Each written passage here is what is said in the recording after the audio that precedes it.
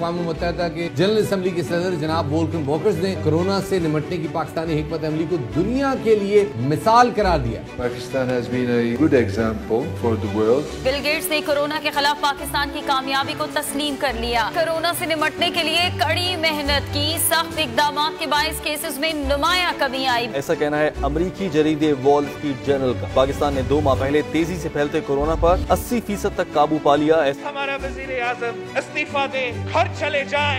Financial times की जानिब से कारोबार में आसानी के लिए हुकूमत पाकिस्तान की कोशिशों का आलमी सतह पर एतराफ़ किया गया है। पाकिस्तान सरमायाकारों के लिए पुरकशिश तरीन मुल्क करार दे दिया गया है। यह हुकूमत का मजीद कायम रहना पाकिस्तान के वजूद के लिए खतरे से खाली नहीं।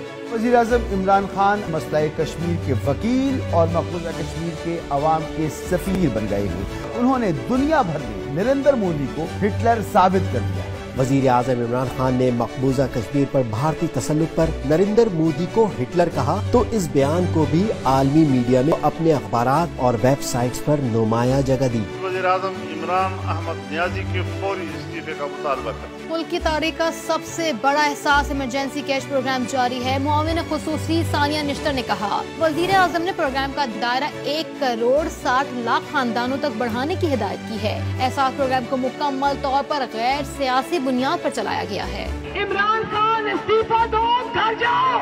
माशी महासर पाकिस्तान के लिए मुस्बत और बड़ी कामयाबी है ये। वज़ीर आज़म इमरान खान के बैकडोर डिप्लोमेसी चैनल जो हैं वो काम कर रहे हैं और बड़ी खबर ये है कि पाकिस्तान पर आयद 1 अरब 60 करोड़ डॉलर का जुर्माना माफ करने पर इत्तेफाक तय पाया है। इन्हें फौरन इस्तीफा देना चाहिए, इस्तीफा देना चाहिए। मईशतों की दर्जा बंदी करने वाले इदारे मूडीज ने पाकिस्तान की रेटिंग B3 पर बरकरार रखी है। ताहम पहले मुस्तकबिल यानी आउटलुक मनफी था।